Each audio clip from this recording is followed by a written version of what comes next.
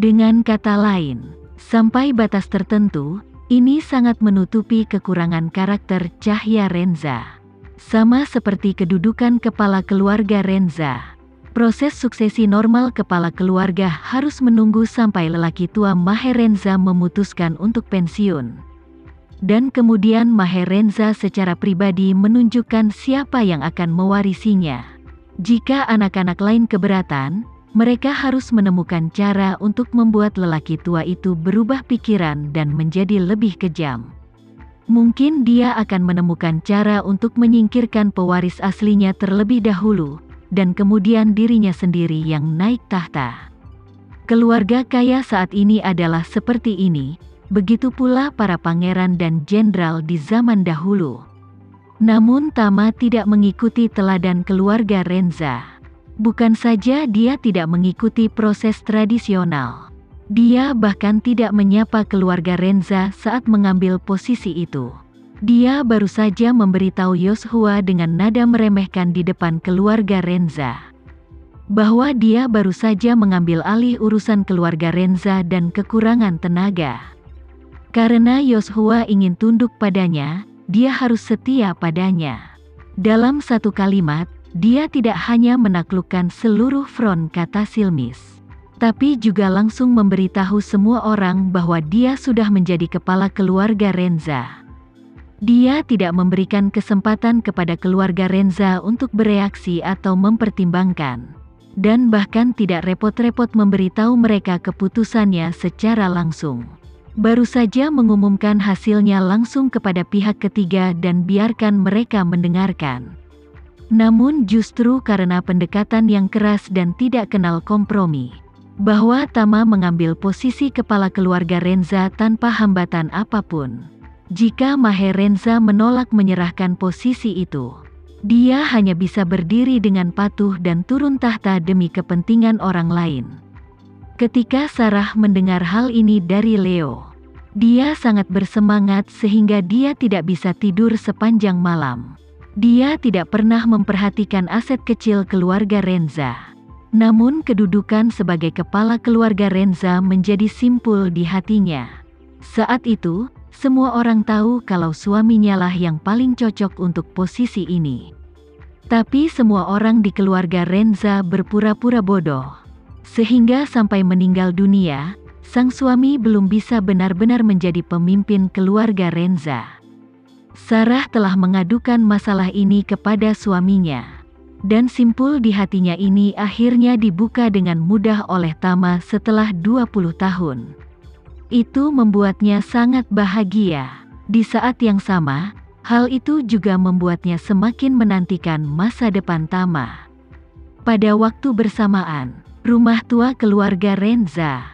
Setelah Tama makan bersama lelaki tua itu, dia tidak sabar untuk berkata kepada lelaki tua itu dan Leo, "Kakek, Pak Leo, nikmatilah makanannya. Aku akan pergi ke kamar orang tuaku untuk melihatnya." Leo bertanya dengan hormat, "Tuan, apa yang Anda lakukan? Apa Anda membutuhkan saya untuk menemani Anda?" "Tidak usah." Tama melambaikan tangannya dan berkata, "Agnes dan aku akan pergi bersama, kamu tidak perlu mengkhawatirkan kami." Isyana juga berdiri dan berkata dengan sopan, "Kakek, Pak Leo, saya permisi dulu." Setelah mengatakan itu, dia mengikuti Tama keluar dari restoran dan menuju ke halaman tempat tinggal orang tua Tama. Karena luasnya halaman ini, orang tua Tama punya 4 kamar yang terhubung di sini.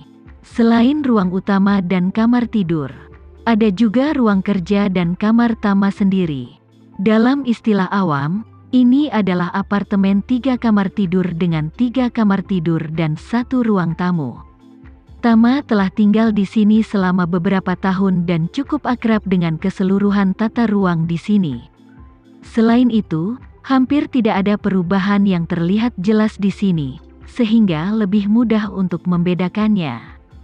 Ketika dia sampai di aula utama, perabotan dan perabotan di dalamnya masih sama seperti saat orang tuanya membawanya pergi. Gambaran tinggal di sini bersama orang tuanya ketika dia masih kecil tiba-tiba muncul di benak Tama. dan perasaannya tiba-tiba campur aduk.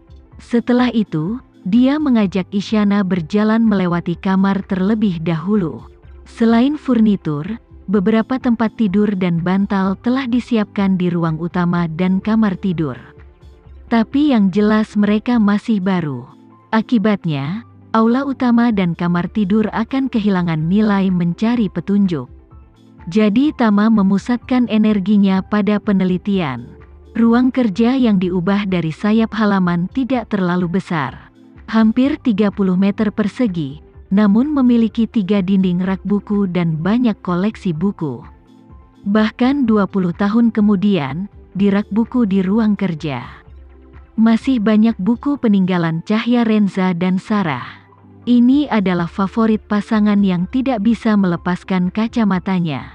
Tama melihat sekilas dan menemukan bahwa meskipun ada banyak buku di dalamnya, hanya ada 3 kategori. Salah satu kategorinya adalah keuangan dan manajemen. Sebagian besar merupakan pengalaman terkait yang ditulis oleh beberapa ekonom dan praktisi keuangan terkenal dunia. Sedangkan kategori lainnya adalah sejarah dan biografi. Dan kategori ketiga adalah kitab perubahan dan gosip. Tama tidak tahu banyak tentang hal itu ketika dia masih kecil. Jadi setiap kali dia datang ke ruang kerja orang tuanya untuk mencari buku, dia hanya menatap buku-buku sejarah yang menarik dan pada dasarnya mengabaikan buku-buku lainnya. Dan baru hari ini dia akhirnya menyadari bahwa orang tuanya telah lama mempelajari I Ching Bagua. Isyana juga melihat sekilas koleksi bukunya, lalu menghela nafas kepada Tama. "Tuan, orang tuamu telah mengumpulkan hampir semua buku terbaik tentang I Ching dan Bagua di dunia. Beberapa di antaranya bahkan berasal dari ratusan tahun yang lalu dan sudah tidak lagi dicetak. Tampaknya mereka memiliki keterlibatan dan penelitian yang sangat mendalam terhadap rahasia I Ching Bagua dan Feng Shui." Tama mengangguk tanpa sadar. Saat ini, yang dia pikirkan adalah bagaimana cara cepat mengkonversi buku-buku ini. Jalani semuanya. Jadi dia mencari dengan hati-hati di rak buku untuk melihat apa masih ada petunjuk yang tersisa di buku-buku ini. Tapi ada begitu banyak buku bahkan jika dia hanya melihatnya sekilas. Tidak mungkin membaca semuanya dalam waktu singkat. Sambil membolak-balik buku itu, dia berkata kepada Isyana, "Dengan banyaknya buku, sepertinya butuh setidaknya beberapa hari untuk memilahnya." Isyana tersenyum sedikit dan berkata, "Tidak masalah berapa hari yang dibutuhkan, selesaikan saja secara perlahan. Jika tuan muda tidak menyukainya, aku akan menemanimu mengumpulkannya di sini." Tama berkata, "Kalau begitu mari kita lihat buku-buku tentang I Ching Bagua ini dulu. Kedua orang tuaku telah mengenal Taoisme. Jadi menurutku seharusnya ada beberapa buku tentang I Ching Bagua atau beberapa catatan yang mereka tinggalkan." Isyana mengangguk dan bertanya kepadanya, "Aku juga ingin membantu tuan." Tama berkata, "Karena kamu tidak punya apa-apa lagi, mari kita bantu bersama. Aku akan melihat sekeliling, dan jika kamu melihat sesuatu yang mencurigakan, katakan padaku sesegera mungkin." "Tidak masalah." Isyana setuju dengan gembira dan siap. Dan kemudian mengambil sebuah buku dari rak buku dan dengan hati-hati membolak-balik halaman di tangannya untuk segera mencari hal-hal yang mungkin tersangkut di dalam buku dan catatan yang tertinggal di dalam buku tersebut. Namun, setelah membaca banyak buku berturut-turut, tak satu pun dari mereka menemukan sesuatu yang bisa membuat mata mereka bersinar. Tepat ketika Tama tidak tahu harus mulai dari mana, Isyana tiba-tiba mengeluarkan sebuah buku hitam dari rak buku. Kemudian dia membukanya sekilas, dan berkata dengan terkejut, "Tuan, ada album foto di sini." Mendengar perkataan Isyana, tanpa sadar Tama melihat album foto hitam di tangannya. "Begitu kamu melihatnya, kamu bisa tahu bahwa album foto ini sudah tua. Dalam 10 tahun terakhir ini, dengan pesatnya perkembangan ponsel pintar, Masyarakat awam secara tidak sadar sudah mendigitalkan semua data gambar. Hanya sedikit orang yang membeli album foto dengan ukuran dan ketebalan berbeda. Foto-foto tersebut diurutkan ke dalam album. Tama tidak tahu apa isi album itu, jadi dia mengambil album itu dari Isyana dan dengan hati-hati membuka halaman pertama. Hal pertama yang menarik perhatian di halaman pertama adalah foto tunggal dua anak muda di depan patung Liberty di Amerika Serikat.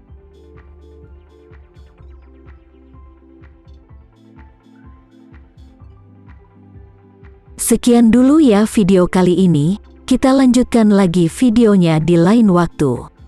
Oh iya, bagaimana menurut kalian? Semoga bisa sedikit menghibur kalian semua. Untuk teman-teman yang baru nonton jangan lupa subscribe ya hehehe. Dan kalau teman-teman ada yang ingin gabung langganan bisa langsung gabung saja untuk dapat fitur yang menarik dan sedikit membantu Mimin. Terima kasih banyak sudah menonton, sampai jumpa lagi, bye bye bye.